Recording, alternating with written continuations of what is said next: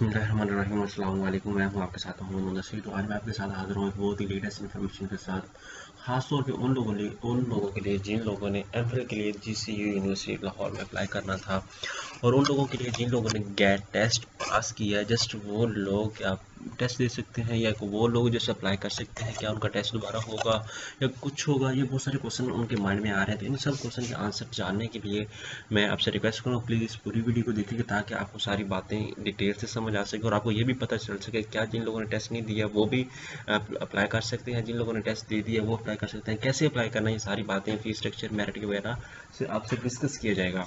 तो मज़ीद आगे बढ़ने से पहले मैं आपसे रिक्वेस्ट करूँगा, प्लीज़ किसी किस्म की भी स्कॉलरशिप के हवाले से, इंटर्नशिप्स, जॉब्स, यूनिवर्सिटी के एडमिशन, मेरिट, स्कॉलरशिप, इंटर्नशिप्स और फीस स्टेटस के हवाले से इंफॉर्मेशन जानने के लिए हमारे चैनल को सब्सक्राइब करें, लाइक करें, शेयर करें, और जो भी स्टूडेंट के हवाले से न्यू अपॉर्चुनिटी आती है आपको वो शेयर कर सकें। तो सबसे पहले मैं आपको एक एडवर्टाइजमेंट शो करता हूँ जिसके अंदर आपको बताया जाएगा कि कौन कौन से प्रोग्राम के अंदर एडमिशन ओपन है। तो वो आपसे डिस्कस कर लेता हूँ और आपके सामने ये भी बता दूँ, एक एडवर्टाइजमेंट हमारी है कि जिन लोगों ने किसी भी यूनिवर्सिटी के अंदर अपना प्रोजेक्ट या कोई असाइनमेंट या कोई सीवी या कोई किसी भी यूनिवर्सिटी अंदर या जॉब के अंदर अप्लाई करवाना, वो हमसे कॉन्टैक्ट कर सकते हैं। ये मेरा चैनल है डिजिटल हाजी टैग के नाम से, और दूसरे नंबर पे आपको ये हमारा व्हाट्सएप नंबर नज़र आ रहा है। तो आप इस नंबर पर हमें कॉन्टैक्ट कर सके किसी भी यूनिवर्सिटी के अंदर या कोई भी असाइनमेंट या कोई भी टास्क या कोई भी फैसिलिटी हमसे ले सकते हैं। तो अब हम बात करते हैं जो जिस यूनिवर्सिटी का है उस ऐड के हवाले से किस किस डिपार्टमेंट में एडमिशन ओपन है। तो सबसे पहले हम डेट को चेक करते हैं। ये जो हमारे सामने लास्ट डेट आ रही है 14/10 और 2/20 आ रहा है, 2020 आ रहा है, ठीक है, लास्ट डेट है। और इंटरव्यू के हवाले से हमारे पास ये ऊपर है 22/10/2020 और जो 23/10/2020 टाइम 10 AM है, ठीक है, ये प्रोग्राम है। उसके साथ हमारे पास biotechnology, botany, chemistry, computer science, environmental science, ETC जो भी है ये हमारे सामने प्रोग्राम शो हो रहे हैं।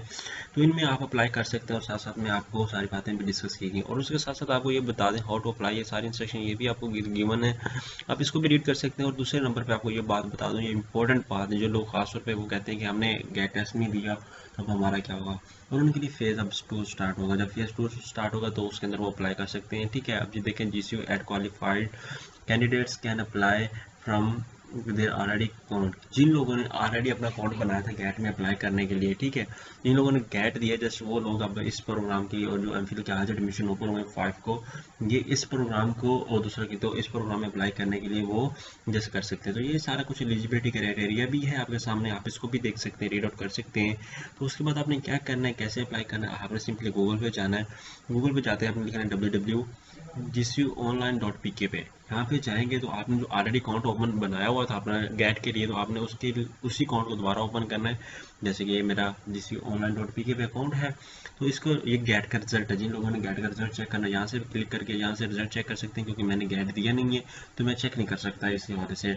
तो अब मैं क्या करूँगा कि मैं अपना जस्ट लॉग इन करूँगा अप्लाई करने के लिए, जैसे कि मैंने किया था। अभी देखिएगा आपके सामने मुझे शो नहीं करेगा गैट का रिजल्ट, क्योंकि मेरा अप्लाई है नहीं, क्योंकि मैंने गैट दिया नहीं है, तो इस वाले से मैं कुछ भी नहीं कर सकता। ये आपके सामने शो हो रहा है।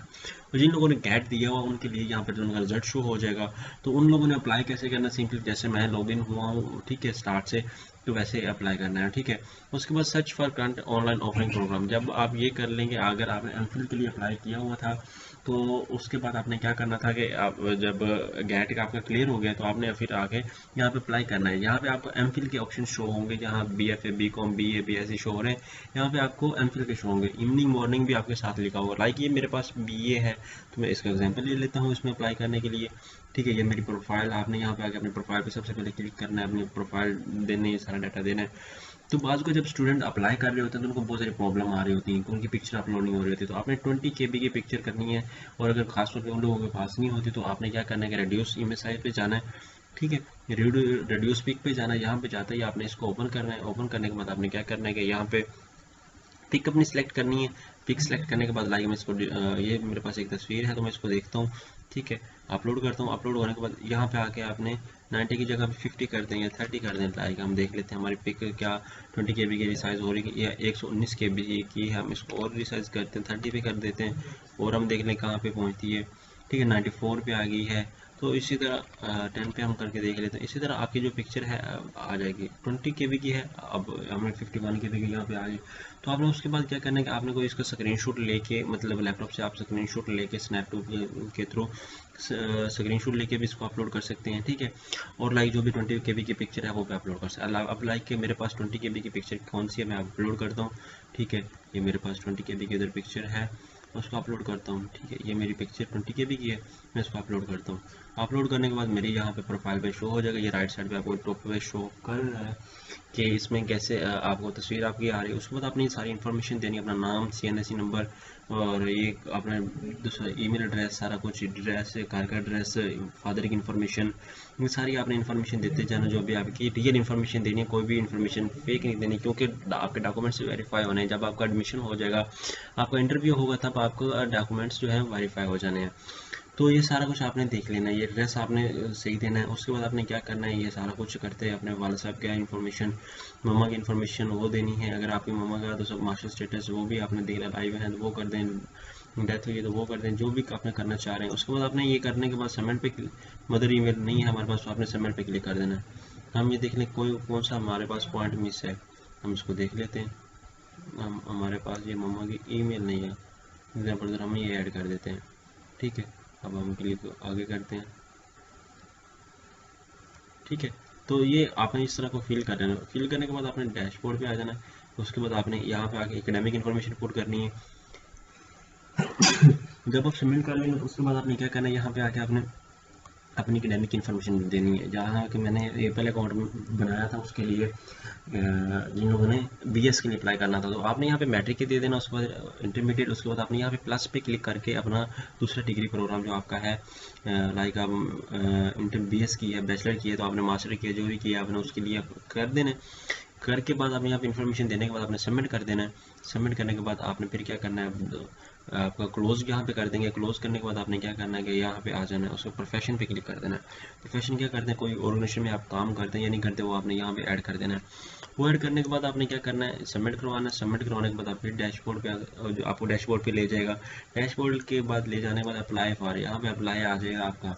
यहाँ पे आपने फिर यहाँ पे MPhil आपका चूज़ किया होगा तो आपके सामने यहाँ पे सिलेक्ट ऑप्शन पे आ जाएगा सारे प्रोग्राम, किस प्रोग्राम में करना है, तो उसके लिए आप चूज़ कर लेंगे।